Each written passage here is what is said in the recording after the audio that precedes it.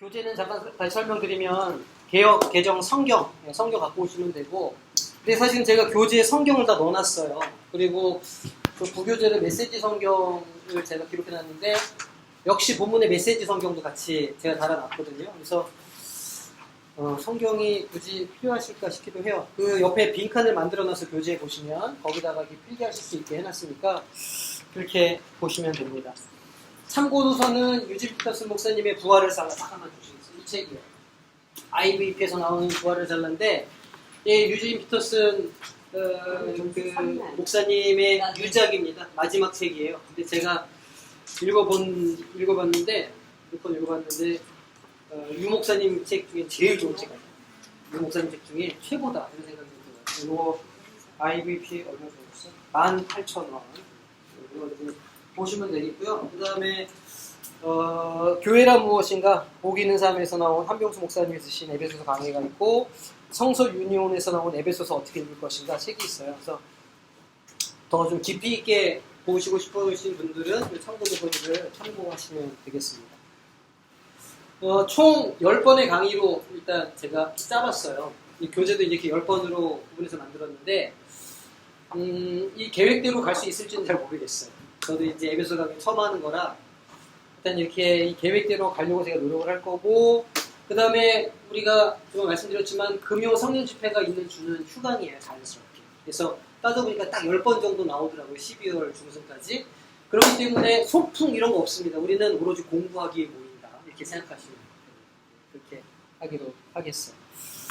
그리고 강의 방법은 제가 먼저 교재를 좀 한 50분 정도 이렇게 좀 강의 좀 해드리고, 나머지 시간들은 우리가 좀 이렇게 두세 명씩 그룹 토의를 좀 해서 아주 이렇게 서로의 생각들을 나누는 시간으로 이번에 좀 채워볼까 싶어요. 그래서 그렇게 할 테니까 그렇게 이해하시면 됩니다. 등록금을 안 내신 분들은 저한테 주시면, 등록금은 거기 이렇게 오늘 김밥 2,000원이거든요.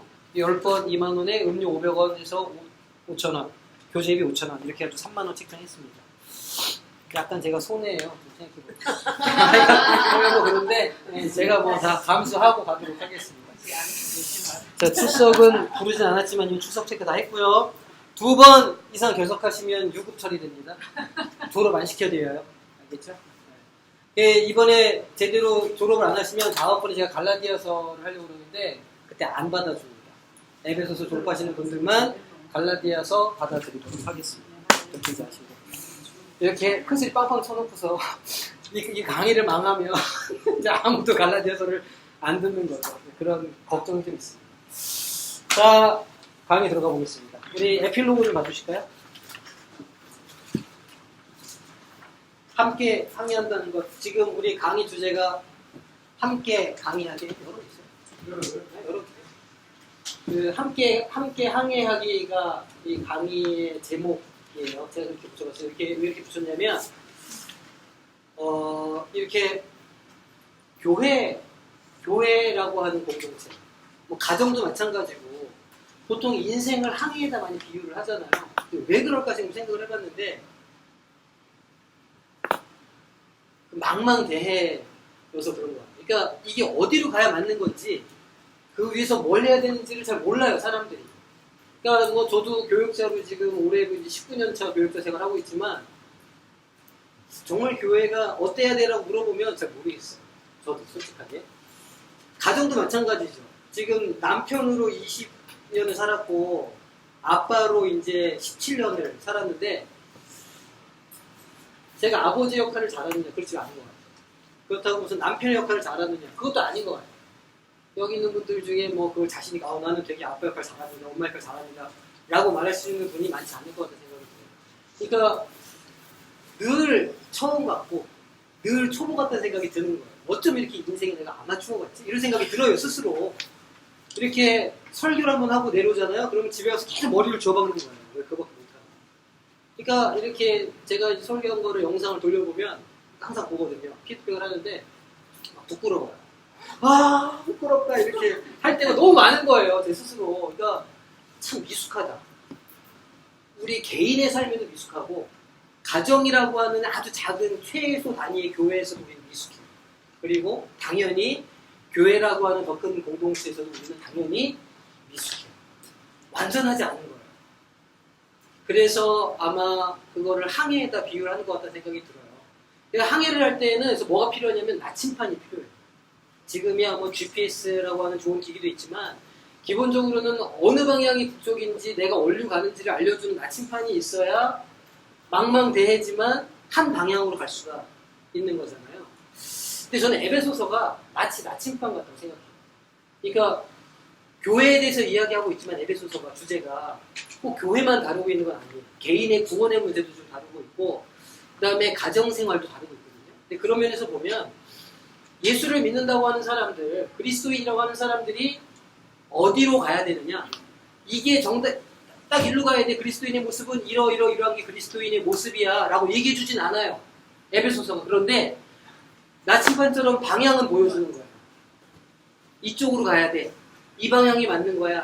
이런 삶의 노력이 맞는 거야 라는 거를 에베소서가 우리한테 보여준다는 거죠. 그래서 그런 의미에서 에베소서를 제가 택했고 그래서 항해하기, 함께 항해하기라는 제목을 붙여놨어요. 또 제가 함께라고 이름을 붙였는데 왜 함께라고 붙였냐면 큰 배는 승무원들이 많아요. 그죠? 그러니까 혼자서 뭘 하지 못해요. 배는 굉장히 많은 사람들의 노력이 필요해요.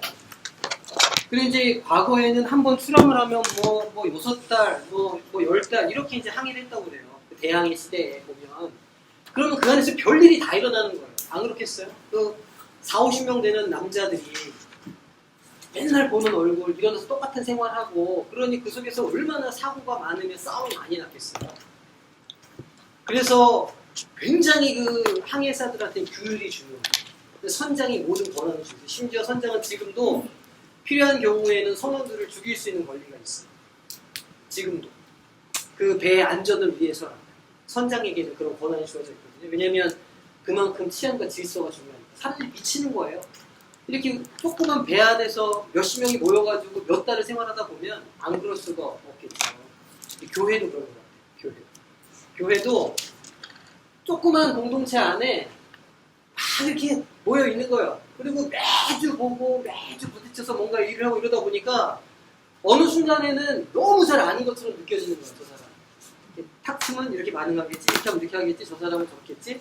그러니까 이제 우리 안에 이렇게 수많은 판단과 편견이 막 생기니까 어느 순간이 되면 교회가 하나가 안 돼요. 그러니까 각자 막 자기 갈 길로 다 이렇게 살아 나가는 거예요. 그래서 항해를 하되 한 방향으로 나아가되 혼자 나아가는 게 아니라 같이 나아가야 된다. 그래서 함께 항해하기라는 이름을 붙여봤습니다. 자, 제가 에필로그를 읽어보겠습니다. 어떤 사람들은 인생을 여행자에 비유합니다. 그러면서 혼자 가는 길이며 외로운 길이라고 말하기도 합니다. 때로는 우리가 보기에도 인생은 정말 그렇게 보입니다. 정글과 같은 세상에서 살아남기 위해 분투하다가 그 열매를 맛보지도 못한 채 떠나가기도 합니다. 그러나 하나님께서 본래 인간을 향해 의도하신 바는 그렇지 않습니다. 더불어 살아가도록 창조하셨고 합하여 선을 이루도록 창조하셨죠. 단지 죄가 우리 인생의 불청객으로 들어와 질서를 허물어뜨리고 우리의 순수함과 위엄을 훼손시켰기 때문에 이런 정글과 같은 인생이 되었던 겁니다. 하나님께서는 피조물들을 사랑하셨기에 이렇게 어그러진 세상을 바로잡기를 원하셨습니다. 바로 예수 그리스도를 통한 만물의 회복입니다. 그 예수 그리스도를 머리로 하여 이곳에서 삶을 살아가는 이들이 함께 모여 이 회복의 사역을 감당하도록 교회를 두셨습니다. 네, 맞습니다. 교회는 하나님의 가장 강력한 온 천지 만물을 회복하시기 위한 도구입니다. 이번 에베소서 강독을 통해 하나님께서 교회를 통해 하고자 하시는 일이 무엇인지, 한 사람 한 사람을 교회로 부르시는 하나님의 마음은 무엇인지를 아주 조금 엿보고자 합니다.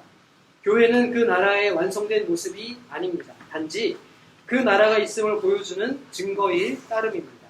그러니 그 증거를 찾고 붙잡으시기를 바랍니다.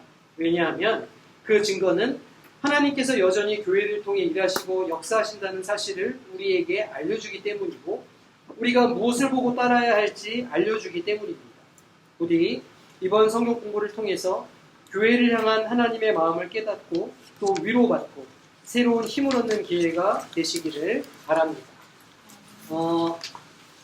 좀 정리를 해보면 이런 거예요.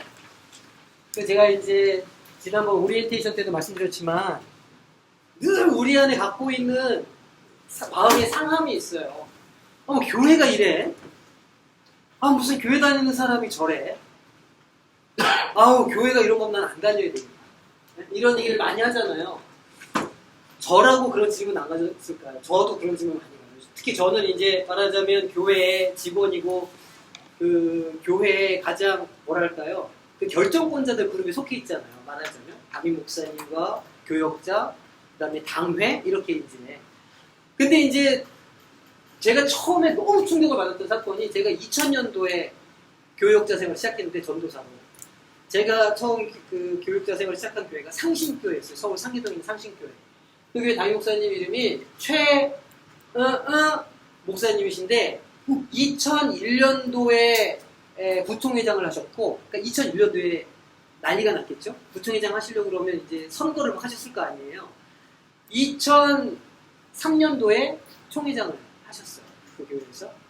근데 제가 그 총회를 그러니까 선거를 준비하는 과정을 가까이서 보면서 제가 시험을 너무 많이 들어요. 시험에 너무 많이 들었어요. 그냥 단적인 예로 1년 반 동안, 그러니까 한 70주 정도. 미리 2000년부터 준비하시는 거예요. 2000년, 2001년. 한 70주 정도를 매주 수요일과 주일날 오후 예배 강사가 와요. 총대가 다 옵니다. 총대가. 각 지역에. 각 지역의 총대들, 각 지역에 좀 힘줄 쓴다고 하는 장로님들, 목사님들이 다 와가지고 그 설교를 해요. 그리고 사례비를 많이 드려요. 그러니까 제가 너무 그때 놀래가지고 그 되게 부패하기로 유명한 그 총회였어요. 그때 총회가. 지금도 이렇게 기록에 남아있을 정도로 유명한 총회였거든요. 그래서 제가 학교 이제 광남으로 장신대 난리가 났어요. 성총회냐 이게 막 애들 대자보 붙고 그래가지고 그 미스바 광장에다가 하나님의 이름을 더럽히는 이런 총회는 뭐 어떻게 하는지 이렇게 애들이 검은색에다 흰색 글씨로 이렇게 막 해가지고 대자보를 붙였는데 어느 날 보니까 누가 대자보를 다 끊어간 거예요. 그래서 야 저런 대자보를 학교에서 끊어갔나? 이렇게 생각했는데 수요일에 교회를 갔더니 저희 교회 부목사님이 트렁크에서 뭘 좀 꺼내오라고 시켜요. 그래서 그 상자를 가지고 트렁크를 딱 열더니 거기 그 대자보들이 둘둘 말려가지고 그 안에다 들어가 있는 거야. 하여튼 뭐 제가 속된 말로 액땜을 잘했죠. 그 이후로는 그냥 교회에서 어르신들이 뭘 해도 그냥 그런가 보다. 그러려니 하는 약간 좀 그런 뭐랄까요? 한 발짝 좀 뒤로 물러나가지고 세계 좀 슬픈 일이죠. 한참 정의감에 끌어야 되고 막 이래야 되는데 너무 일찍 세상을 알았다고 해야 되나? 교계를 알았다고 해야 되나? 근데 제가 그런 경험이 있어요. 근데 뭐 저만 그런 경험이 있겠어요? 여기 앉아 계신 분들 교회에서 상처 한 번 안 받고 교회 한 번 안 옮겨 보신 분들이 없죠? 그죠? 그러실 거예요. 뭐. 근데 이게 왜 그러냐면 다 그런 질문이 답이 안 나는 교회가 왜 이래? 교회가 썩었다. 이거 하나님의 교회가 아니다. 이렇게 하는데 제가 드리고 싶은 얘기가 오늘의 핵심은 이거예요. 초대교회는 초대교회 예를 들어보면 초대교회 어떤 교회입니까? 성령의 역사로 막 아시아의 막 담임 목사도 그냥 보통 사람이 아니야. 바울. 영빨 얼마나 굉장한 목사님이에요. 바울 사도가 막 개척하고 세운 교회들. 그러니까 초대교회, 우리가 초대교회로 돌아가야 된다 이렇게 말을 하지만 초대교회도 난리였어요. 왜냐면 고린도 교회. 배 갈라져가지고 싸우고 모여가지고 좀 약한 사람들, 가난한 사람들 배려 안 하고 잘 산 사람들끼리 모여가지고 먹고 취하고 난리 나고 막 그랬다니까요. 골로새 교회 무슨 뭐 에베소 우리 에베소설 있잖아요. 에베소설 읽었는데 에베소 교회도요. 뭐 되게 막 아름다운 교회 같죠. 그렇지 않아요. 우상 숭배가 파묻혔어요. 에베소. 세상에 바울이 두란노 서원을 세워가지고 3년이나 거기서 가르치고 장로들을 세우고 그래도 에베소 교회에도 우상 숭배가 파묻혔어요. 말이 됩니까 이거? 그러니까 교회는 태초로부터 그러니까 교회가 시작된 그때부터 지금까지 단 한 번도 우리의 마음속에 꿈꾸는 모습이었던 적이 한 번도 없어요. 일단 그거를 인정하셔야 돼요. 늘 교회는 아니요. 도급판이었다. 교회는. 그걸 인정해야 됩니다. 근데 중요한 건 그럼에도 불구하고 하나님은 그 교회들을 통해서 역사하신다. 그게 중요해요. 그러니까 우리가 보기에는 교회들이 불완전하죠. 교회들이 제대로 안 돼 있고 뭐 이래서 뭐 성장하겠나 싶은데 그럼에도 불구하고 하나님은 그 교회를 사용하시는 거예요. 그 교회를 통해서 부흥을 일으키시고 그 교회를 통해서 사람들을 구원하시고 그 교회를 통해서 사람들을 전도하신다는 말이에요. 그 교회 안에서 역사가 일어나요. 그 난리 버거진 교회 안에서 우리가 그 역사를 믿어야 돼요. 교회를 보면 안 되고 그 교회 안에 역사하시는 하나님의 일을 봐요. 이게 제가 에베소서를 강해하고자 하는 목적이에요. 우리가 이 에베소서를 통해서 이거 우리 항소 교회도 지금 하나님이 일하신단 말이야? 아닌 것 같은데? 안 일하세요.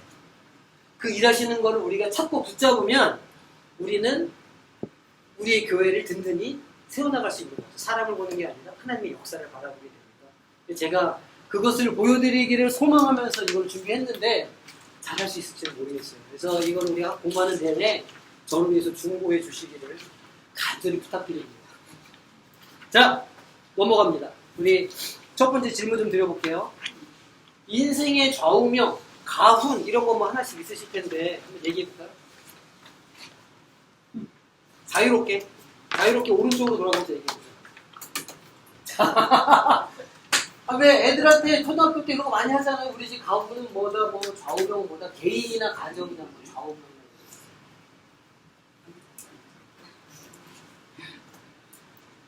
이 문구로는 지금 없는 것 같고요. 당연히 다 신앙생활하고 믿음 생활하는 가정이기 때문에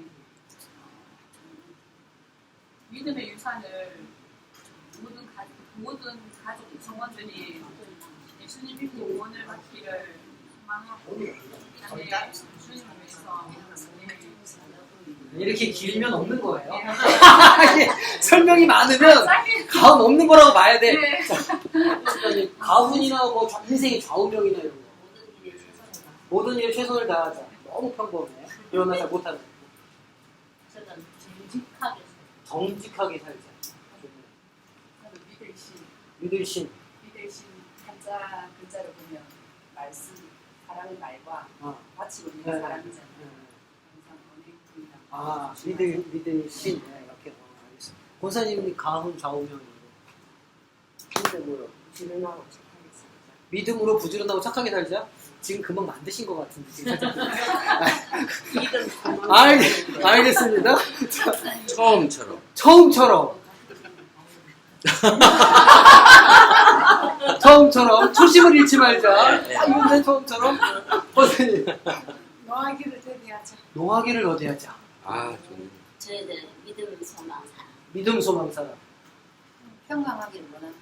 평강하기를 원하는데 약간 지금 당장 그런 거 아니 오케이 알겠습니다.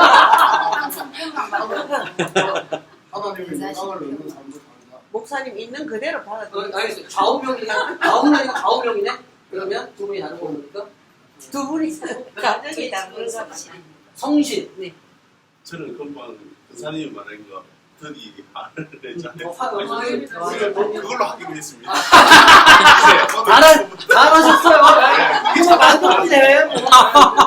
나쁜 일도 아니고. 노하기를 드리하자. 저희 집은 뭐냐면 배워서 남주자. 저희 집 애들이랑 같이 맨날 하니까 배워서 남주자. 네.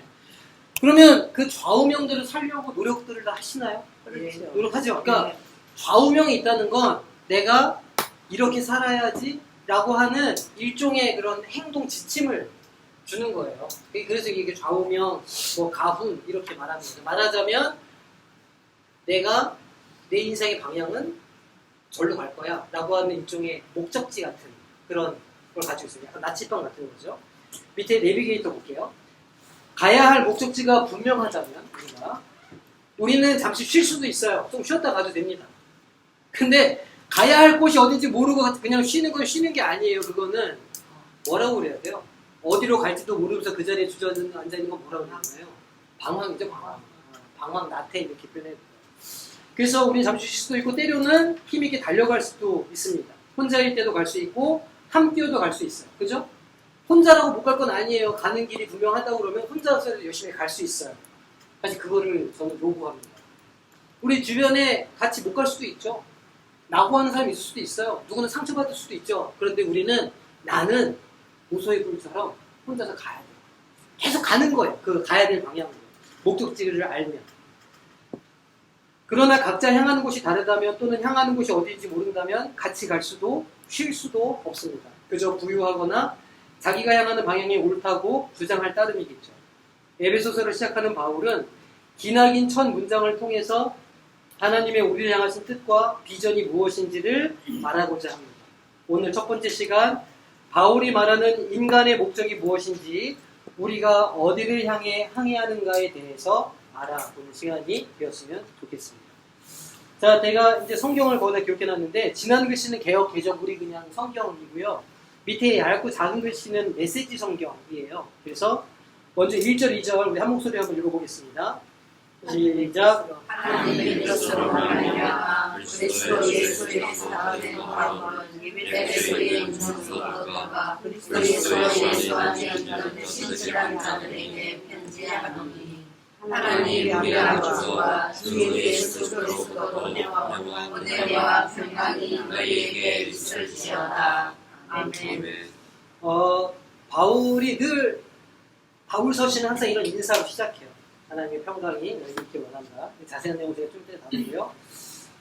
밑에 이제 1절, 2절 메시지 성경을 제가 읽어볼게요. 하나님의 계획에 따라 그리스도 예수의 사도된 나 바울은 에베소에 있는 신실한 그리스도인들에게 이 편지를 씁니다. 나는 하나님 우리 아버지와 우리 주 예수 그리스도께서 우리 삶에 부어주시는 은혜와 평화로 여러분에게 문안합니다. 이렇게 하고 있습니다. 어렵지 않죠? 전혀 어려운 내용이 없어요. 넘어갔습니다. 자, 3절부터 6절까지 같이 읽겠습니다. 찬송하여라 하나님과 우리 주 예수 그리스도의 아버지께서 그리스도 안에서 하늘에 속한 모든 신령한 복을 우리에게 주시네.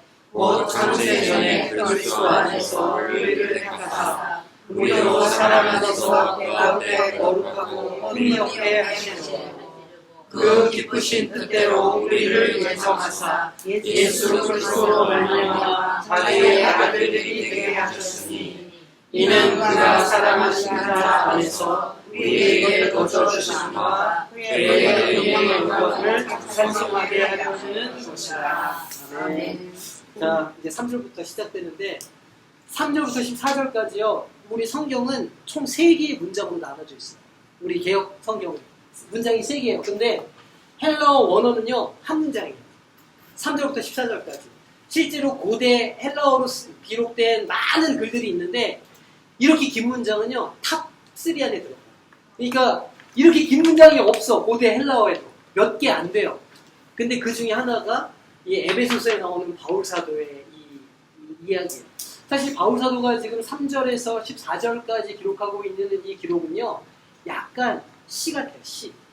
그러니까 이게 무슨 강론이 아니고 또 무슨 뭐 신학적인 어떤 그런 강의도 아니에요. 설교도 아니고 그냥 일종의 찬송시라고 보시면 돼요. 근데 아시겠지만 시를 우리가 이해하는 방법이 있잖아요. 시는 어떻게 이해해야 되냐면 음미해야 돼요. 단어 하나, 문장 하나 이렇게 음미하면서 이해해야 되거든요. 근데 3절에서 14절이 딱 그래요. 그래가지고 굉장히 많은 주석가들이 이 오늘 우리가 지금 살펴본 본문에서 굉장히 서로 다른 이야기들을 많이 합니다. 왜냐하면 그게 시처럼 마치 문학작품처럼 돼 있어가지고 읽어서 해석하는 사람 마음인 거예요, 말하자면. 그래서 굉장히 그 여러 가지 형태로 이렇게 해석해놓은 게 많고 그 다음에 존 스토트 목사님의 에베소서 강해라고 하는 6권짜리 책을 쓰셨는데 여기 요 부분이 거의 한 권에 나와요. 강해. 설교 그 존 스토트 목사님의 그 에베소서 강해 보면 거의 한 권 정도 분량이 여기 14절까지 본문 가지고 다 이렇게 해석해 놓으셨어요. 그래서 어렵고 난해하기로 유명한 구절이다. 이해하시면 돼요. 일단 우리가 먼저 쭉 한번 읽어보도록 하겠습니다. 자, 다음 넘기셔서 7절에서 10절의 말씀 같이 한 목소리로 읽겠습니다. 우리는 그리스도 안에서 그의 은혜의 풍성함을 따라 그의 피로 말미암아 속량고 죄사함을 받았느냐. 이는 그가 모든 지혜와 총명을 우리에게 넘치게 하사 그 뜻의 비밀을 우리에게 알리신 것이요 그의 기뻐하심을 따라 그리스도 안에서 때가 찬 경륜을 위하여 예정하신 것이니 하늘에 있는 것이나 땅에 있는 것이 다 그리스도 안에서 통일되게 하려 하시리라. 아멘. 여기 막 신학적인 용어로 막 나오죠. 예를 들어서 은혜의 풍성함. 은혜의 풍성함은 무슨 뜻일까요? 그 다음에 그의 피로 말미암아 속량. 우리 속량이라는 단어를 많이 들어보셨죠. 속량. 속량도 그렇게 쉬운 개념은 아니에요. 그 다음에 모든 지혜와 총명을 우리에게 넘치게 하셨다. 그 뜻의 비밀을 우리에게 알리셨다. 때가 찬 경륜을 위하여. 여기서 말하는 경륜은 사이클 타는 거 그거 말하는 거 아닙니다. 경륜을 위하여 예정하신 것입니다. 예정, 경륜, 예정. 왜 이렇게 좋아하십니까? 경륜, 예정, 경륜, 막 통일, 막 지금 단어들이요. 단어들이 너무 어려워가지고 쉽지가 않아요. 이제 한 번 더 보겠습니다. 자, 11절, 12절. 시작. 오늘은 우리가 예정을 이루어 그 안에서 기업이 되었으니 이는 우리가 그리스도 안에서 전부터 바라던 그의 영광의 찬송이 되게 하려 하심이라. 아멘. 자, 모든 일을 그의 뜻의 결정대로 일하시는 이 조금 나쁘게 말하면 자기 마음대로 하시는 이죠. 자기 마음대로 하시는 이의 계획을 따라 계획이 있으시다는 거예요. 다 계획이 있구나. 이거 어디서 많이 들어본 대사죠. 영화 대사 중에. 너는 다 계획이 있구나. 혹시 아십니까? 어디서 들어본 대사죠? 기생충. 아빠가 아들한테 하는 대사죠. 계획을 따라 우리가 예정을 입었다. 그리고 그의 영광의 찬송이 되게 하려 한다. 자, 13절, 14절. 시작. 안에서 너희 주의 말씀 곧 너희의 원의 복음을 듣고 그 안에서 너희가 약속의 성령으로 지식을 받았으니 이는 우리 기업의 보증이 되사 그 얻으신 것을 속량하시고 그의 영광을 찬송하게 하려 하십니다. 아멘. 자, 이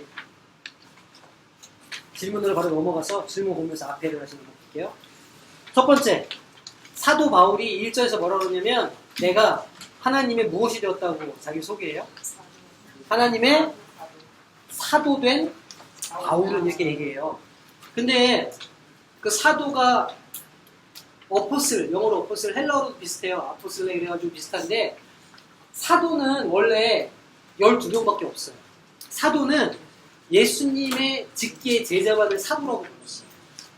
그러니까 12제자, 나중에 유다가 배신하고 마띠아를 세 제자를 뽑잖아요. 그러니까 그 12명만 사도라고 불러요. 근데 바울은 계속 자기를 뭐라고 계속 주장하냐면 나도 사도다 이렇게 얘기해요. 바울의 그 근거가 뭘까요? 자기를 사도라고 하는 근거. 바울이 예수님을 만난 적이 있어요. 예수님 언제 만났죠? 다마스커스로 가던 길에 영광의 빛을 만나죠. 그래서 네가 나를 핍박하냐 이렇게 예수님을 경험해요. 그리고 눈이 이렇게 어두워져서 이제 이렇게 눈이 떠질 동안 이제 훈련받죠. 그 사도행전에서는 그 기간이 짧은 것처럼 기록되어 있지만 실제로는 2년 정도 사도 바울이 그곳에서 머물면서 이렇게 훈련받고 예수님과 교제하지 않았겠느냐 영적으로 그렇게 학자들이 보통 봐요. 그래서 바울은 자기의 사도권을 굉장히 중요하게 생각합니다. 왜냐하면 그 사도권을 인정받지 못하면 바울이 말하는 설교하는 내용들이 힘이 없는 거예요. 바울이 이야기하고자 하는 것들이 힘을 얻지 못하는 거예요. 그래서 바울이 항상 자기의 사도권을 굉장히 강조합니다. 오늘 본문에서도 나 사도된 바울은 이라고 1절에서 자기를 소개하는 것을 우리가 볼 수 있어요. 자, 바울 사도가 이 에베소서를 쓸 때 형편이 어떠했을까? 또 에베소서 교회의 형편이 어떠했을까? 좀 살펴보면 좋겠는데요. 생경치 있으면 에베소서 3장 1절 한번 찾아서 읽어봐 주시겠어요? 다른 분들은 4장 1절 찾으시고 또 6장 20절 찾으시고 준비하셨다가 바로 놓으시고. 자, 3장 1절. 그리스도의 죄로 너희 이만을 위하여 갇힌 자 된 나 바울이 말하노라. 네, 지금 바울이 어디서 썼다는 거예요, 이거를? 감옥에 썼다는 거예요. 그래서 에필, 골, 몬 이렇게 성경 4개를 뭐라고 우리가 부르죠? 옥중서신이라고 해요. 아마도 감옥에서 썼을 것이다. 어디 감옥이냐면 로마 감옥이에요. 그러니까 학자들 사이에서는 바울이 2번 갇혔다, 3번 갇혔다 뭐 분분해요 의견이. 근데 뭐 그게 우리한테 중요하진 않고 어쨌든 바울이 로마의 감옥이라고 철장 있는 감옥이 아니고 일종의 가택연금. 예, 가택연금.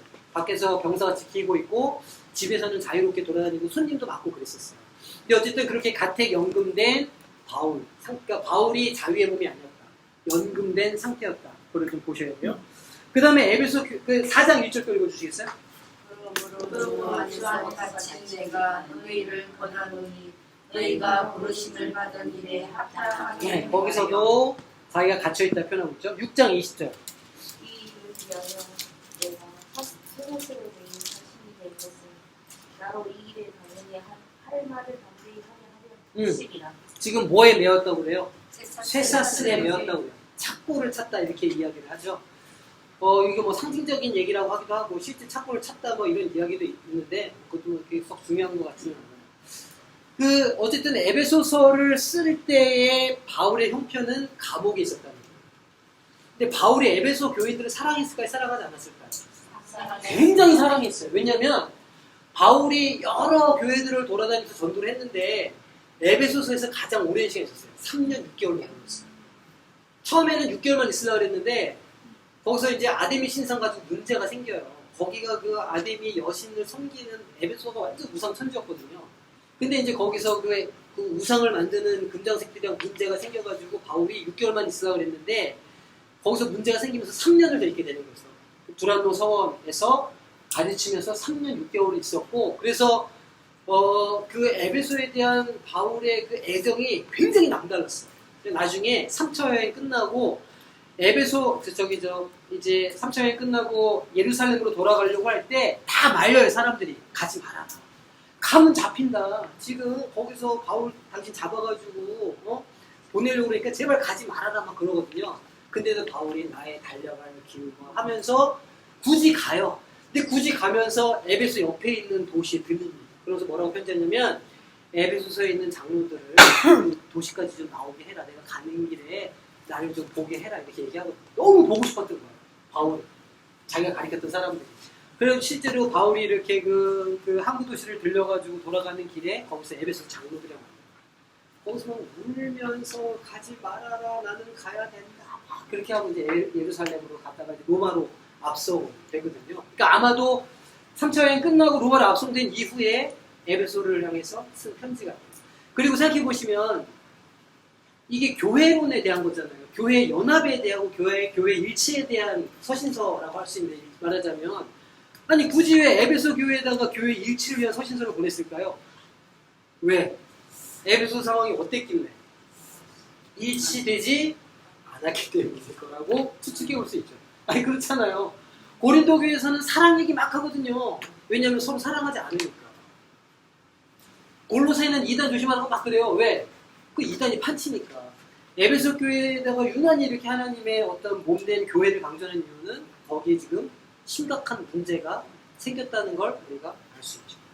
그러니까 에베소 교회는 바울 사도의 그 절절한 사랑과 에베소 교회를 향한 그리고 에베소 교인들의 어떤 현실적인 문제들이 같이 섞여 있을 때 그렇게 기록된 글이라고 서신서라고 할 수 있어요. 자, 두 번째. 바울이 2절에서 자기가 사도된 이유가 무엇 때문이라고 합니까? 하나님의 뜻에 따라 이렇게 이야기를 해요. 그것도 소명이시라고 그러죠. 나를 불러주셨다 이렇게. 개인적인 질문인데 소명의식이 있는 삶과 없는 삶의 차이점이 뭐라고 생각하세요? 경건함. 경건함. 약간 좀 소명의식을 좀 의미를 넓혀가지고 삶의 분명한 목적이라고 이름을 바꿔볼게요. 삶의 분명한 목적이 있는 사람, 어떤 사람들은 자녀를 위해 살기도 해요. 어떤 사람들은 자기 재산을 살기도 하고 어쨌든 삶의 목적이 분명한 사람과 삶의 목적이 희미한 사람의 삶의 차이는 무엇일까? 어떤 차이가 있을까요? 그런 사람들의 삶의 차이. 마음 같은 방향이 정해져 있으니까 그 목표 지점까지 가는 흔들림이 없는 거? 흔들림이 없다. 목표 지향적이다. 또 어떤 삶의 차이가 있을까? 그러니까 목표가 분명한 사람과 목표가 없는 삶의 차이점. 좌우로나 우로나 춤추지 않고 집중한다. 어떤 목표에 집중한다. 또 어떤 차이가 있을까? 열심히 열심을 낸다. 목표가 있으니까 그렇겠죠? 또 계획을 세우고 계획, 그렇죠. 계획을 세우겠죠. 목표가 분명한 사람은 계획을 세울 거예요. 시간을 허투루 보내죠. 집중에 해당되는 시간을 허투루 보내지 않겠죠. 또 어떤 차이가 있을까요? 방종하지 않는다. 나태하지 않는다. 부지런해진다. 그죠? 기쁘다? 그렇죠. 기쁘겠죠. 목표를 향해서 나가는 건 기쁘겠죠. 저는 절망하지 않는다. 그러니까 좀 넘어지고 쓰러질 수도 있는데 목표가 분명하면 다시 일어날 수 있는 거죠. 봐야 된다. 이렇게. 하나님께서 우리 삶에 목적을 주시고 목표를 주신다. 이걸 사명이라고 불러요. 그러니까 바울 사도가 지금 하나님의 뜻에 따라 내가 사도가 됐다 말하는 건 자기에게 하나님께서 분명한 삶의 목표를 주셨다 그런 뜻이에요. 그죠? 목표를 주셨다. 그 목표가 뭐겠어요? 바울에게 있어서. 나는 이방인의 사도다. 이방인들을 내가 전도하는 일에 내가 목숨 건다. 그게 내 일이다. 그 실제로 매 맞아도 그렇게 쫓겨나고 진짜 별일을 다 당해요. 바울 사도가. 그럼에도 불구하고 끝까지 목숨을 바쳐서까지도 이방인들을 구원하기 위해서 복음사역을 감당하거든요. 그게 소명의식이 있기 때문에 그래요. 바울 사도가 자기가 하나님의 뜻에 따라 사도가 됐다고 굳이 에베소서 교인들한테 이야기하는 이유는 뭐겠어요? 당신들도 하나님께서 불러주셨다는 걸 이야기하기 위함이에요. 에베소 교인들, 당신들 교회가 지금 되게 좀 지지부진하고 뭔가 보기에 좀 정상이 아닌 것 같고 그래도 거기는 한 사람들 다 하나님이 불러주신 사람이다 라고 이야기하고 싶은 거예요. 바울사도. 우리도 마찬가지. 우리도 하나님이 불러주셨다는 사실을 잊으시면 안 돼요. 소명이라죠. 소명. 콜링. 저는 이제 제가 이제 교육자기를 오게 된 게 저도 이제 그런 소명의식이 저도 있었기 때문에 맞지 않겠어요? 제 나이 때가 제가 이제 70년대 초반생인데 베이비 부머 시대예요. 2차 베이비 부머. 그래가지고 저희 때 고3 수험생이 150만 명 피크였어요. 고3 수험이 지금 30만 명이거든요. 72년생 그 시험 볼 때 150만 명이었어요. 수험생이. 그때 난리가 아니었죠. 진짜 엄청 났어요. 그죠? 비슷한 또래들이야 아마 다 아실 거야. 그때 난리였고 하여간 뭐 미어 터졌는데 교실도 미어 터지고 오후반 오전반 나눠가지고 막 이렇게 난리를 치고 막 그랬던 기억이 나요. 교회도 마찬가지. 교회도 그 시절에 폭발적으로 부흥했어요. 교회 학교 아무리 작은 교회도 최소한 애들이 50명은 됐고 중고등부 애들이 조금 큰 교회는 100명, 200명, 300명 넘어가는 교회도 되게 흔했어요. 80년대 초반에. 그렇죠? 뭐 우리 항소교회는 안 그랬겠어요? 항소교회도 미어 터졌었겠죠. 중고등부가. 안 봐도 분명히 그랬을 거예요. 근데 우리 때 막 애들 수련회 가면 막 울고 막 부르고 기도원 가가지고 소금 먹어가면서 막 기도하고 막 저때 그랬거든요. 저 중고등부 때. 그럼 그때 막 앞에서 강사 거꾸로 시켜요. 이 시간 교육적으로 내가 목사가 되겠다고 지금 하나님의 부르심을 거기 순종하는 애들은 나오라고. 그러면 또 얼마나 많은 애들이 거기도 기어 나가는지 몰라. 뭘 알고 나가는 거야. 제가 어떤 기억이 나냐면 제가 이제 고등학교 때 그때 한참 이제 두란노 경비화 찬양이 시작할 때 온누리 교회에서 그 집회를 자주 갔어요. 온누리 교회가 하스테반 선교사. 근데 하선교사가 맨날 하는 게 뭐였냐면 꼭 이렇게 한참 막 피크에 올라가면 선교사로 지원할 사람, 목사로 지원할 사람 나오라고 해요. 꼭 그래 왜 한 거 아니까. 그럼 그때 이제 저는 이제 왜 그런지 모르겠지만 저거 나가면 큰일 난다. 저거 나가면 함부로 하면 안 된다. 저는 안 나가요. 그럼 막 친구 나가려고 그러면 붙잡았어. 야야야야야 아니야 막 붙잡고. 그래서 고등학교 때 한 번도 그게 순종해 본 적이 없어요. 그 부르심. 여기서는 막 나가야 되나? 막 이런 막 부르심이 있어도 한 번도 안 나갔거든요.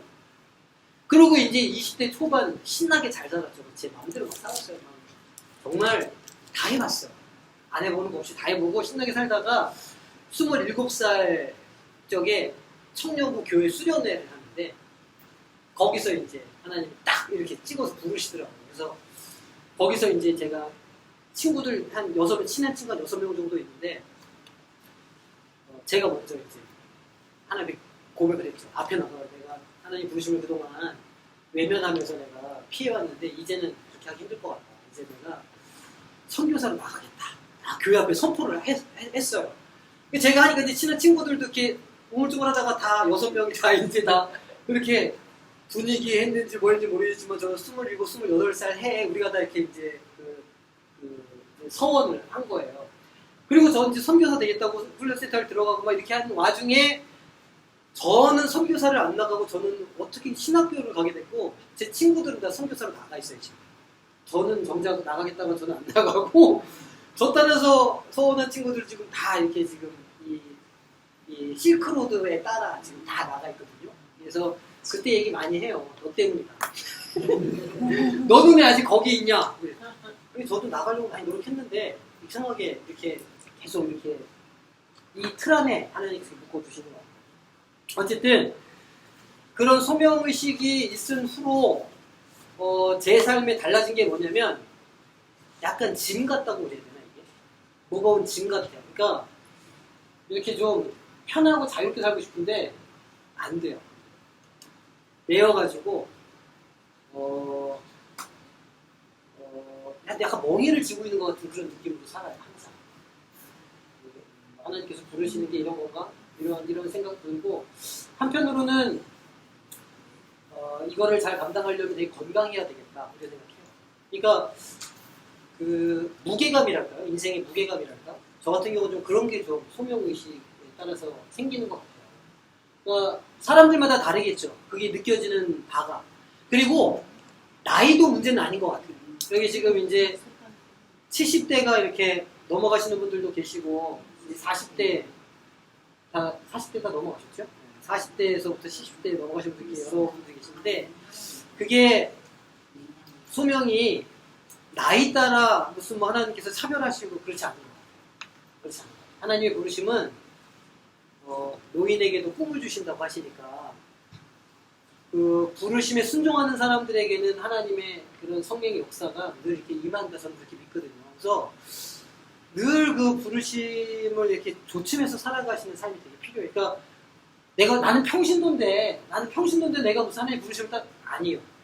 여기 교회에 나왔다는 것 자체가 하나님께서의 부르심이 있는 거거든요. 그래서 나를 부르신 이유가 목적이 무엇인가를 되게 살펴보시는 게 중요해요. 제가 이제 교회 얘기할 때 제가 자주 얘기하는 게 모자이크예요. 모자이크.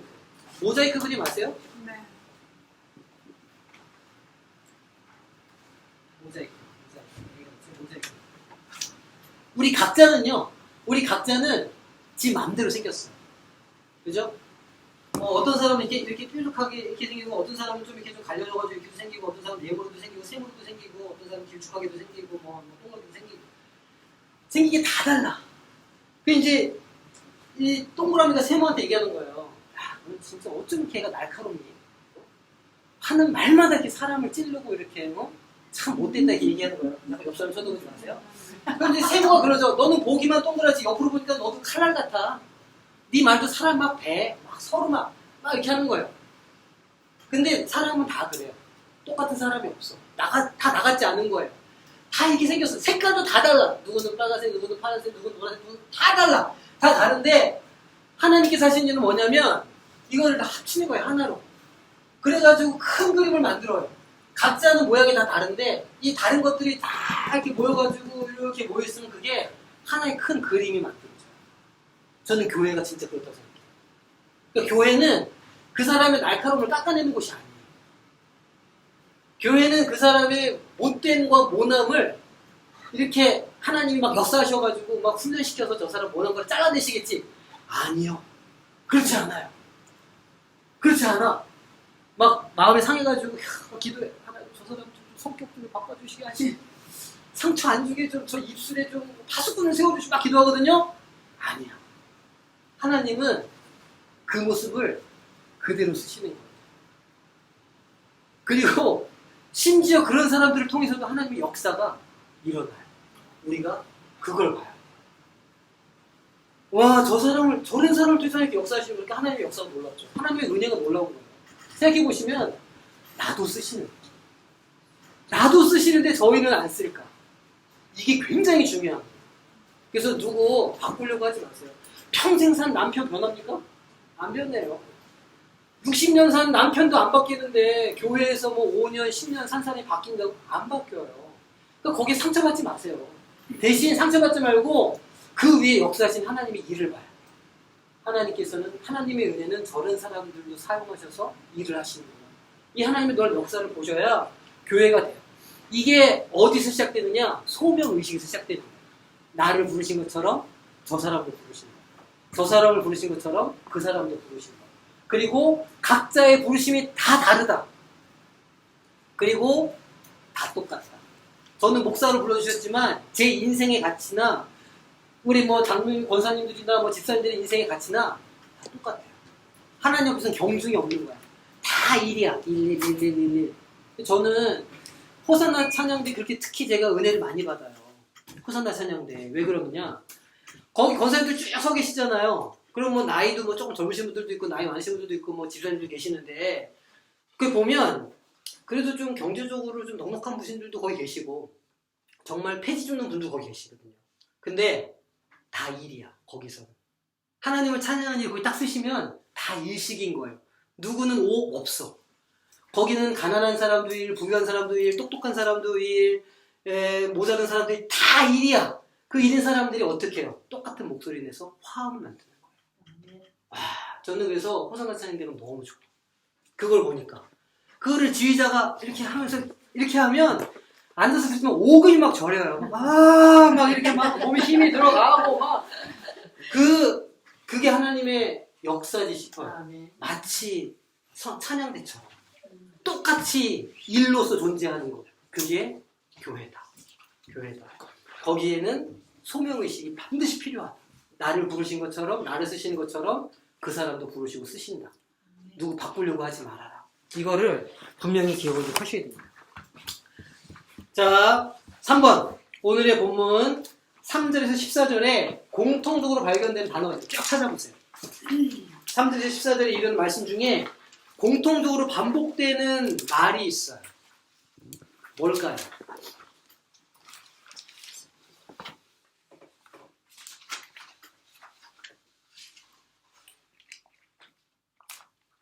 총 7번이 반복돼요. 그 말이.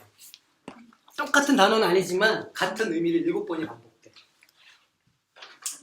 영광에 찬송하게 하려. 찬송. 그거는 3번 나와요. 자, 찬송은 3번. 7번 나오니까 7번. 우리를 예정을 아니야. 예정 2번 나와요. 세 번. 그의 뭐? 그의 뭐? 그의 영광. 아니, 그는 많이 나오지. 그의 영광. 아니요. 계속 중요한 말마다 이게 딱 등장해요. 예수 안에서, 그리스도 안에서. 거기 보면 그리스도 안에서 예수 안에서 예수로 말미암아 그의 안에서 계속 반복해요. 헬러 어문을 보면 엔 크리스토스 이렇게 기록되어 있어요. 지금 바울 사도가 3번의 찬양과 3번의 영광 찬송과 7번의 예수 안에서를 강조하면서 이 긴 하나의 문장을 딱 흥분해가지고 막 지금 이야기하고 있는 거예요. 그래서 거기다 딱 동그라미를 치세요. 예수 안에서 그의 안에서 그로 말미암아 그리스도 안에서 딱 동그라미를 쳐보세요.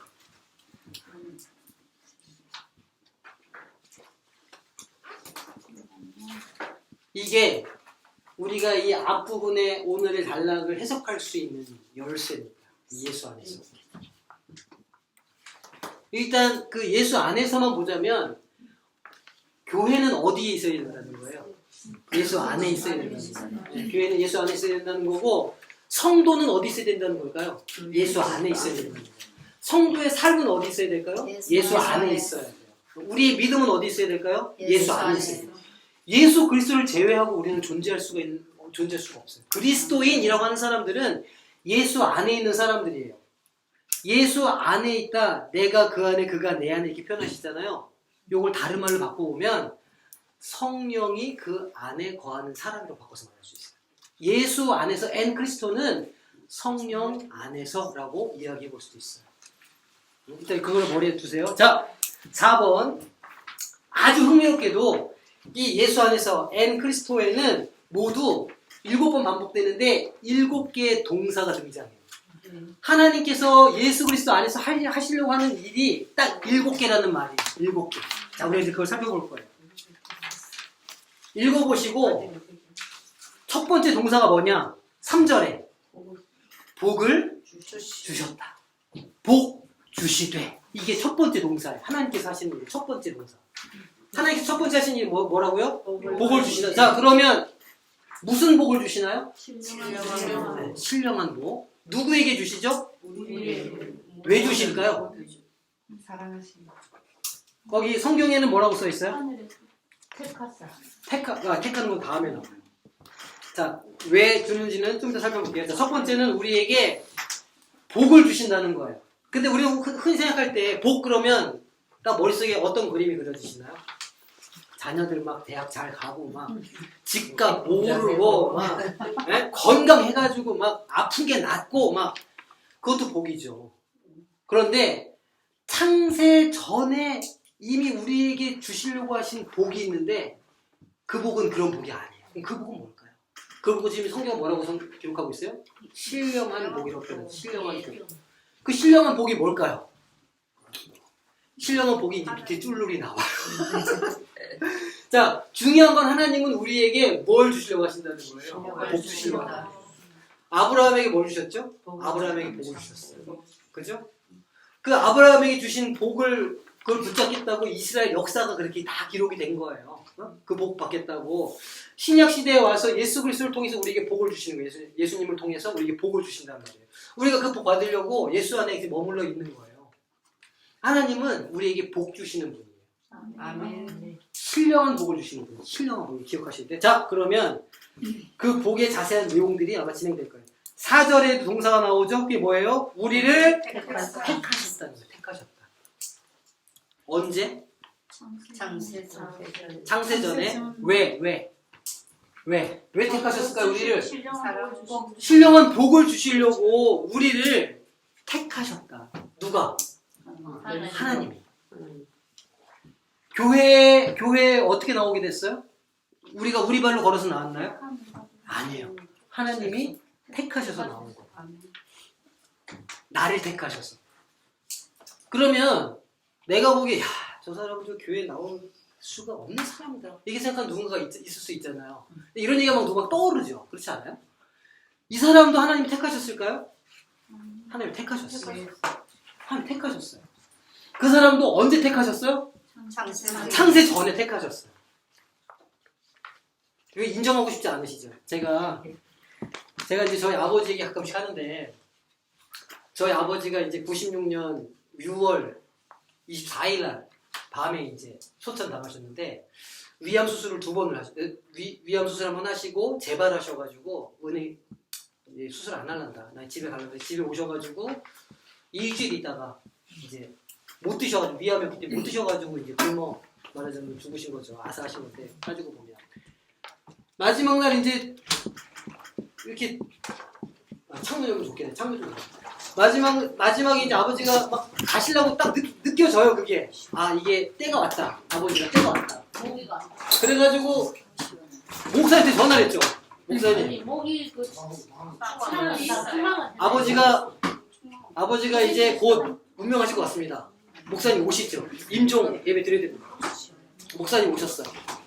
목사님 오셔가지고 침대에 이렇게 누워있는데 아버지가 뭐 말도 못해요. 힘 쫙 빠져가지고 이렇게 돼가지고 이렇게 목사님이 손을 이렇게 손 좀 줘봐.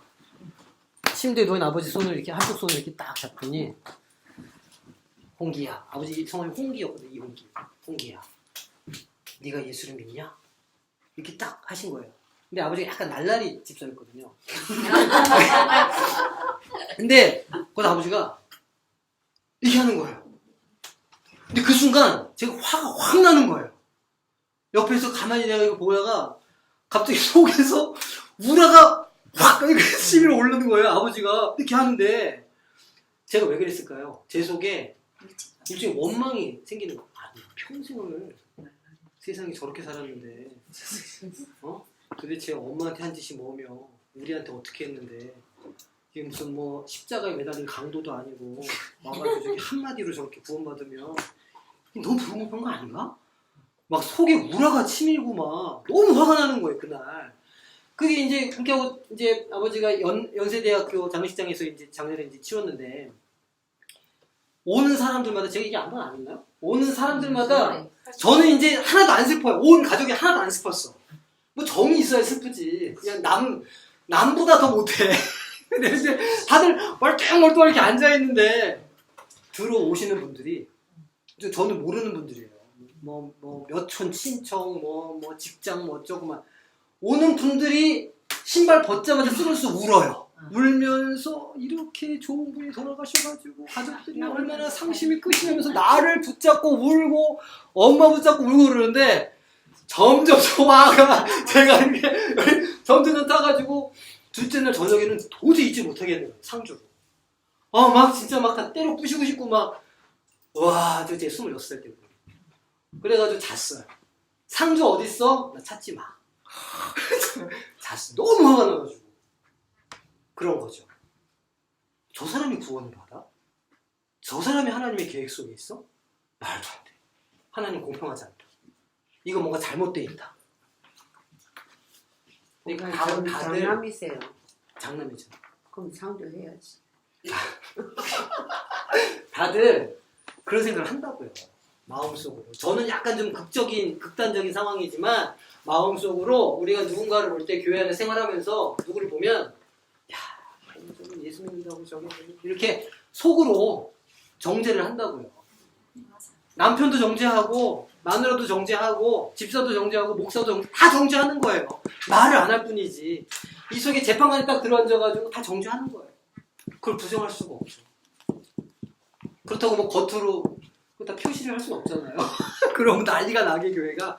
그러니까 그냥 아닌 척하면서 그냥 속으로는 다 그냥 이렇게 제껴 놓는 거지. 안 보고 말지. 안 만나고 말지. 말 섞지 말지. 이렇게 하는 거예요. 그렇게 하면 교회가 될까요? 안 될까요? 교회 안 돼요. 교회 안 됩니다. 교회가 되겠어요? 교회 안 돌아가요. 그래서 무슨 뭐 구역 나누면 내가 이 구역에 들어가니 안 들어가니 뭐 해가지고 또 교회 안 나누. 제가 전고태 목사님 옆에서 가만히 보거든요. 전고태 목사님. 전고태 목사님은요, 제가 볼 때 셀러리맨이에요. 매일 영업 전화를 해요. 네네네, 권사님 안녕하세요, 권사님. 네, 권사님. 잘 지내시잖아요. 저 10월 둘째 주 기도인데, 네. 셋째 주 기도네, 안내. 하루 종일 셀러리맨이야. 맨날 영업 전화를 그렇게 해. 그러면 제가 가만히 들어보면 10명 중에 5명은 못해요. 이렇게 하는 거예요. 그러면 내가 어쩔 수 없죠. 네, 안녕히 계세요. 네, 얘기하지 마세요. 내가 흉내냈다고. 삐져. 너무 믿는데. 하지 마세요.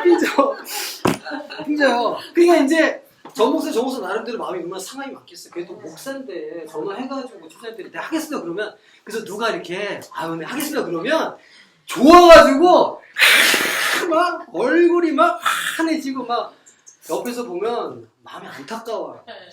영업전화 좀 안 하게 해주시면 안 돼요?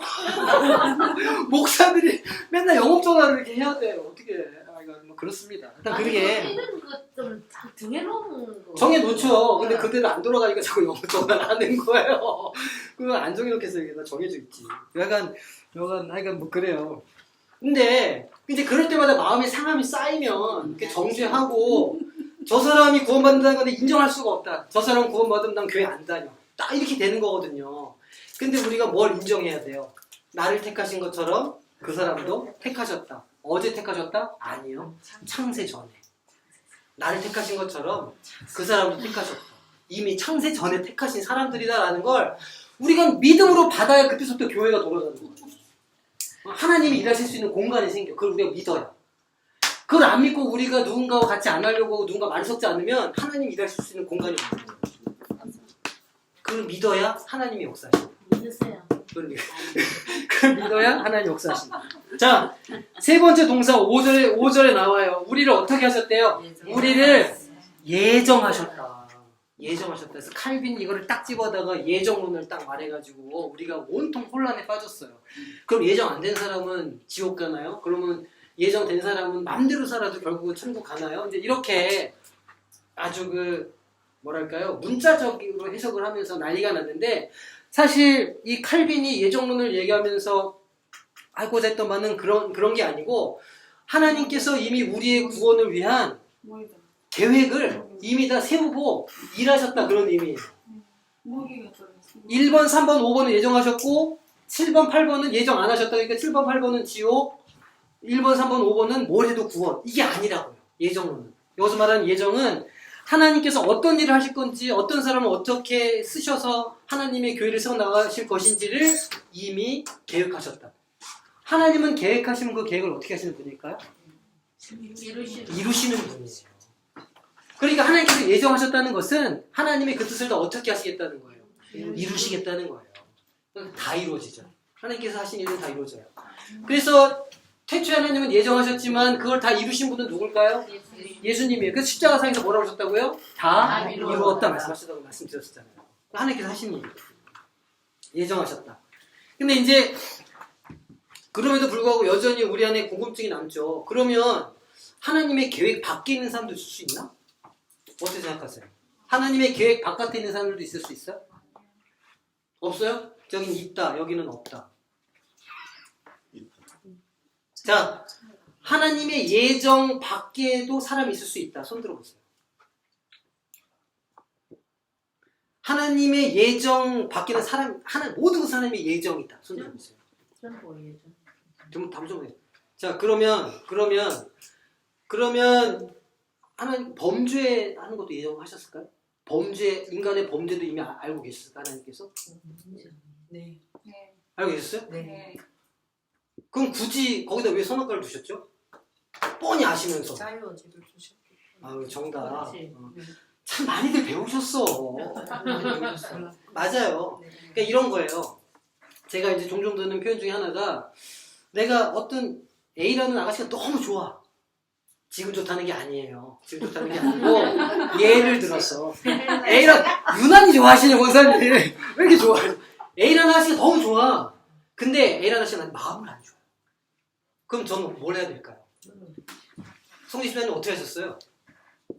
우리 연애 안 해봤어요. 그냥 안 하셨어요? 중매해가지고. 중매? 되게 기임이 확 샌다. 아, 그러셨구나. 그 시대에는 그런 분들도 많았으니까. 근데 이제 제가 할 수 있는 선택지가 몇 개가 없어요. 계속 조조조 쫓아다니든지 아니면 포기하든지. 근데 제가 다른 마음 먹는 거예요. 밤에 납치를 하는 거예요. 잡아다가 입에다 재갈을 물려가지고 의자에 묶어놓는 거예요. A라고 하는 아가씨를. 그리고 한 3일을 굶겨. 그 다음에 이제 3일이 지나서 입을 딱 풀어줘요. 그 다음에 물어보는 거예요. 나를 사랑한다고 말하면 밥 줄게. 이렇게. 그러면 이 A라는 아가씨가 곤조가 있으면 싫다! 이러고 그럼 제가 다시 묶어요. 3일을 더 굶겨. 그 다음에 또 입을 풀어줘. 또 물어봐. 나를 사랑한다고 말하면 내가 밥을 줄게. 이렇게요. 그럼 이제 한 6일을 굶으면 눈 뒤집이잖아요. 그러면 이제 사랑합니다 말해요. 그럼 그 고백을 들으면 제가 기쁠까요? 아니요. 왜 안 기뻐요? 왜 안 기쁠까요? 진심을 사랑해. 진심이 아니죠. 억지로 한 거니까. 강요해서. 맞아요. 하나님께서 우리에게 선악과를 주신 이유는 우리의 찬양을 억지로 받기를 원하지 않으셨어요. 피조물이지만 피조물 스스로 판단하고 스스로 결정해서 하나님을 찬양하기를 원하셨어요. 그게 선악과를 두신 이유라고 저는 지금까지 믿고 있어요. 그렇게 생각하고 있어요. 다음을 봐서 그렇게 하시는 거예요. 그래서 하나님의 예정은 우리가 범죄할 것을 예정하시고 그런 범죄 이후에 사고 처리하실 거에 예정하실 그런 의미가 아니라고 생각해요. 하나님의 예정은 뭐냐면 이들이 나를 떠나갈지라도 얘네들이 나의 사랑을 버릴지라도 내가 그 사랑을 회복하겠다. 이게 하나님의 예정이에요. 디테일들은 우리한테 있어. 그거를 먹든지 안 먹든지는 우리의 자유예요. 교회도 마찬가지죠. 교회도 내가 저 사람을 사랑할지, 여기서 말하는 사랑은 진짜 좋아서 사랑하는 게 아니에요. 그 사랑하는 사람끼리 모이면 얼마나 좋습니까? 모임은 재밌고 그냥 신나는데 교회에서는 사랑할 수 없는 사람을 사랑하라고 가르치잖아요. 그렇게 가르치잖아요. 근데 우리는 사랑할 수 없는 사람 안 사랑하거든요. 그냥 안 보지. 제껴놓고. 우리 교회만 해도 한 500명 되니까 안 보려면 안 볼 수 있어요. 그냥 안 보이는 데서 이렇게 모이사끼리 어울리면 몇 그룹 나눠져가지고 예수파, 바울파, 무슨 파 이렇게 해가지고 한 4그룹 나눠서 우리 교회도 그게 움직여져요. 자동으로. 그럼 이제 혼나는 거야. 하나님 앞에 가면. 그게 교회냐? 이게 교회냐? 하나님이 그러시겠죠. 그러니까 사랑할 수 없는 사람인데도 사랑해야 하는 그런 의무를 우리한테 주시는 거예요. 그런 기회를 어디 주시는 거죠. 그게 하나님의 예정이에요. 그게 교회의 모습이어야 되는 거예요. 하나님이 하시는 일, 세 번째가 예정하시는 일. 자, 6절에 하나님이 또 뭐 하신대요? 주신대요. 주신대. 하나님께서 우리에게 주신대. 뭘 주실까? 걸려주신다. 일단 뭘 주실까요? 뭘 주신다는 거예요, 지금? 은혜를 주신다는 거예요. 누구한테? 우리한테. 근데 은혜로 준다는 건 공짜라는 이야기죠. 돈을 안 받는다는 이야기예요. 거저 주신다는 게 그 말이잖아요. 거저 주신다. 자, 이 거저 주신다도 우리가 잘 이해를 해야 될 필요가 있어요. 거기 지우기.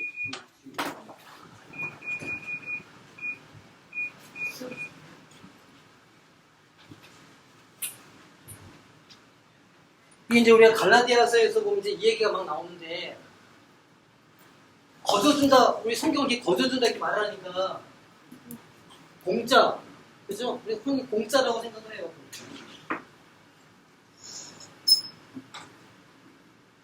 사실 내가 누구한테 뭔가를 그냥 공짜로 줘도 참 그 귀한 일이에요.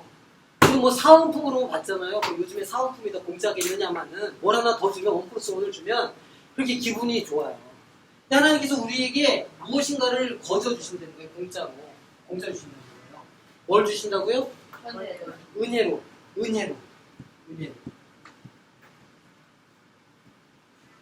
근데 실제로요, 많은 그리스도인들이 은혜를 못 받습니다. 여기서 말하는 은혜를 못 받는다는 건 공짜로 거저 받는다라는 걸 인정을 못해요. 많은 그리스도인들이. 어떻게 아느냐? 이분들의 기도 제목이나 이런 걸 보면 금방. 예를 들어서 가끔씩 이제 헌금 목표를 제가 헌금을 기록하잖아요. 헌금 기록해서 목사님 올리는 주일 예배 시간에 미리 감사해서 올리시는 분들 있어요. 이렇게 되실 줄 믿고 감사합니다. 그러면 이렇게 안 해주시면 믿음도 깨지고 감사도 안 하는 거예요? 그리고 이건 명절 때 되게 많이 올라온 제목이 뭐냐면 온 가족들이 함께 예배드리게 해주셔서 감사합니다. 그럼 가족들이 함께 못 모이는 가족들은 감사할 이유도 없고 하나님을 찬양할 이유도 없는 겁니다. 그러니까 사실은 우리가 인지하지 못하는 그 수준에서 우리는 다 기브앤테이크로 신앙생활을 하고 있다는 거예요. 기브앤테이크. 내가 복 받으려면 11조 하고, 강단에서 많이 설교를 하시거든요. 11조를 하면은 하나님께서 이렇게 해주신다. 강단 설교를 많이 하거든요. 물질, 대가를 치르고 이렇게 하라고. 근데 하나님께서 우리에게 주시는 건 대가를 받았습니다. 하나님께서 우리에게 주시는 건 정말 거저 주시는 거예요. 공짜로 주시는 거예요. 하나님이 비싼 걸 지불하셨죠. 하나님은 뭘 지불하셨어요? 예수님을 지불하셨잖아요. 그건 하나님 형편이고, 우리 입장에서는 그냥 공짜인 거예요. 내가 뭐 나를 선택해달라고 했어, 무슨 뭐 나를 구원해달라고 그랬어, 나한테 예수 그리스도를 보내주시라고 그랬어, 아무것도 요구한 게 없는데 하나님이 일방적으로 우리한테 다 주시는 거예요. 그걸 우리는 은혜라고 해요. 못 믿는다니까. 이게 우리가 체화가 안 돼 있어요. 이 은혜라는 것이. 그래서 우리는 누구한테 뭘 받으면 반드시 돌려줘야 된다고 생각해요. 그게 예의에 맞고 그게 이치에 맞다 생각합니다. 저는 이제 교육자 생활하면서 이렇게 성도들이 뭐 이렇게 주시는 거예요. 이렇게 박스에도 담아주시고 이렇게 담아주시거든요. 근데 저는 그냥 감사합니다 받아요. 그냥 아멘 감사하고 받는데 제 처는 그 뭐가 오면 거기 또 뭘 담아요. 항상. 그래서 이렇게 뭐가 이렇게 담겨서 뭐가 오면 거기에 다른 걸 담아서 다시 이렇게 항상 왜 그 반찬통 이런 거 오면 거기 뭘 담아서 다시 돌려드리고 이렇게 해요. 아니 귀하죠. 귀하고 아름다운 일인데 하나님의 은혜는 그렇지 않습니다. 하나님의 은혜는 정말 거저입니다. 아무리 얘기해도 모른다니까.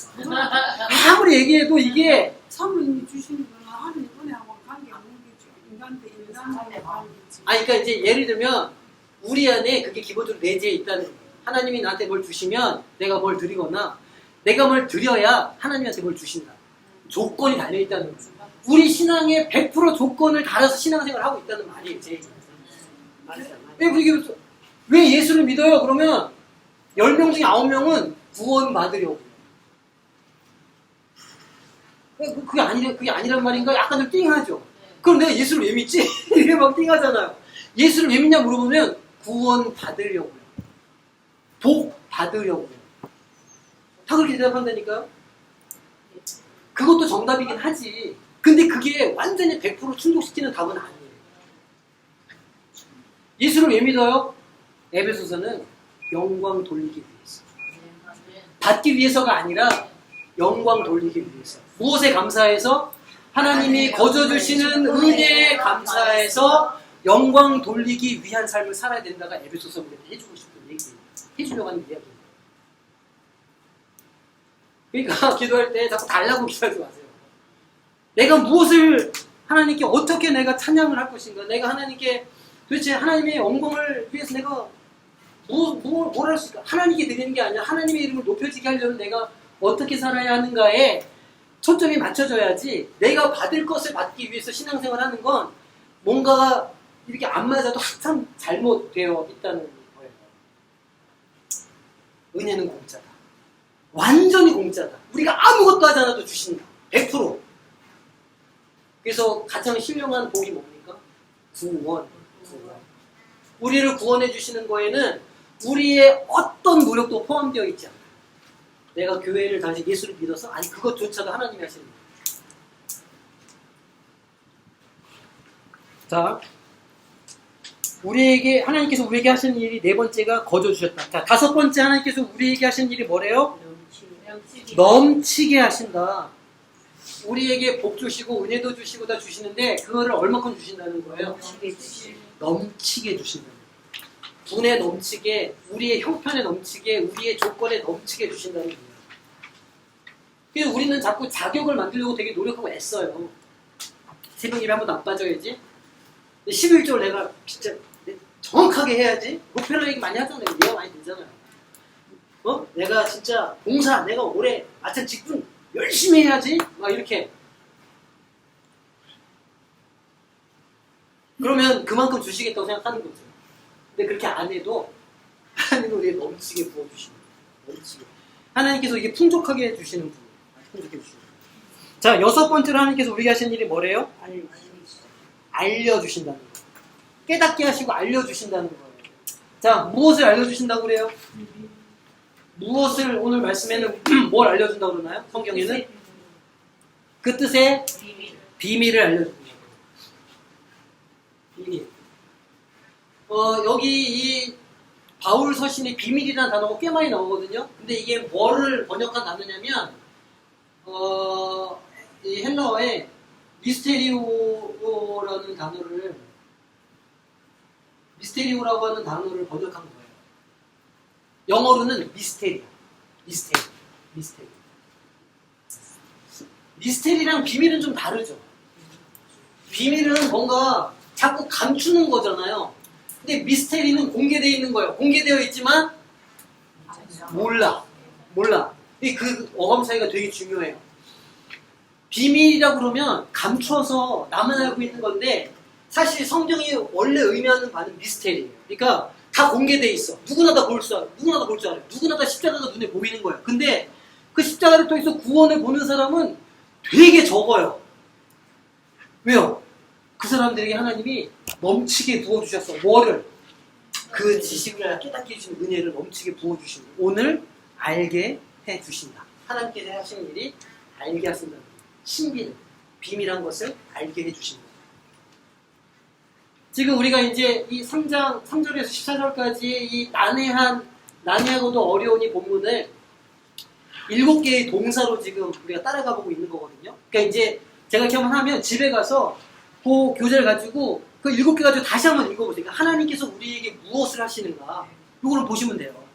자, 일곱 번째 하신 일이 뭐래요? 통일되게 통일되게 하신다. 하나로 만드신다. 하나로 만드신다. 하나로 만드신다. 하나로 만드신다는 건 어떻게 돼 있다는 거예요? 지금 현재 상태가.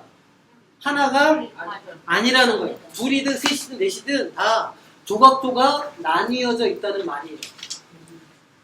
우리 교회는 조각조각 나누어져 있을까요? 하나가 되어 있을까요? 조각조각 나뉘어져 있어요. 태초로부터 2000년 전에 초대교회로부터 오늘날의 교회까지 제가 말씀드렸잖아요. 조각조각 안 난 교회는 한 번도 역사상에 없었어요. 그런데 그걸 하나님이 하나로 통일되게 만드시는 거예요. 계속. 그래서 때로는 그 교회들 안에서 하나님의 역사가 일어나요. 하지만 사라지겠죠. 하나가 됐던 교회도 어느 순간에 분열이 생기고 또 싸우고 상처 있고 또 부흥이 일어나고 이런 아주 여러 가지 반복들을 계속해 나가요. 하나님의 역사와 하나님의 역사를 믿지 못하는 사람들 간의 싸움이 계속 일어나고 있는 중이에요. 지금도 우리 교회도 마찬가지예요. 어떤 사람들은 하나님께서 이제 믿으려고 하고 어떤 사람들은 부정해요. 부정하는 사람들 부정할 수 있죠. 근데 그 부정하는 곳에는 하나님이 역사하실 공간이 없어요. 말씀드리잖아요. 하나님의 역사를 보고 싶고 하나님의 이 비밀한 신비를 보고 싶으면 하나님께서 일하시는 공간을 만들어야 돼. 그 공간이 뭐라고요? 믿음이에요. 믿음. 어떤 믿음? 하나님이 일하신다. 이 속에서도 하나님이 일하신다. 저 사람의 인생에서도 하나님이 일하신다. 저 사람도 하나님이 불러주신 사람이다. 이 믿음에서 하나님이 일하시는 거예요. 그리고 하나님이 일하실 때 큰 그림이 그려져요. 우리가 할 수 있는 일이 아니고 하나님만 하실 수 있는 일이 그 교회에 나타나요. 그리고 우리는 그 일을 보기 위해서 모여있는 거예요. 그걸 믿어야 돼요. 하나님이 일하신다. 하나님이 일하신다. 이걸 믿어요. 자, 7페이지 넘어갑니다. 자, 이렇게 7가지의 동사를 쓰면서 우리에게 하나님께서 무엇인가를 하시는 거예요. 이 무엇인가를 하시는데 왜 이걸 하신다고 이야기해요? 3번 반복되는 내용이 그게 뭐예요? 하나님께 영광의 찬송을 돌리게 하기 위해서. 하나님이 이 땅 가운데 교회를 만드시고 우리를 예정하시고 우리에게 복을 주시고 여러 가지 일들 우리가 행하시는데 왜요? 우리로 하여금 하나님의 영광을 보고 그 영광을 찬송하게 하시려고 이 일들을 하신다는 거예요. 누가 한다고요? 하나님이 하신다고. 잘 보세요.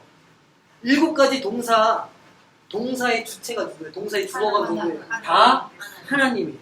그 7가지 동사 중에 우리가 할 수 있는 건 단 하나도 없어요. 구원은 누가 이루시는 거예요?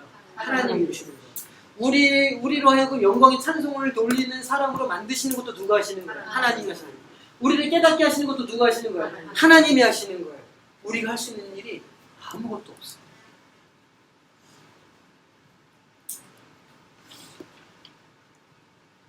그러면 지금 바울 사도가 7가지의 동사를 들어서 우리의 인간의 본연의 목적이 이거야 라고 우리한테 알려주고 있는데 그럼 우리가 아무것도 할 수 없지만 우리가 할 수 있는 게 딱 하나 있는 거예요. 그게 뭐예요? 우리가 할 수 있는 딱 하나는 뭐예요? 영광을 돌리는 건 우리가 할 수 있는 거예요. 그거 하게 하시려고 우리가 하나님께 영광을 돌리게 하시려고 좀 쉬운 말로 우리가 하나님을 스스로 하나님 사랑합니다 라고 말할 수 있게 하시려고 자원함으로 즐거움과 기쁨으로 그것을 고백하게 하시려고 앞에 7가지의 동사를 들어서 우리에게 일하신다는 거예요. 바울 사도가 지금 이야기해주고 있는 거예요. 우리 인생의 목적이 뭐라는 거예요? 하나님을 찬양하는 거예요. 우리의 항구가 어디? 우리가 가야 할 항구가 어디라는 거예요? 하나님께 영광. 하나님께 영광 돌리는 곳이 우리의 목적지라는 거예요. 그러면 우리는 이렇게 판단해 볼 수 있어요.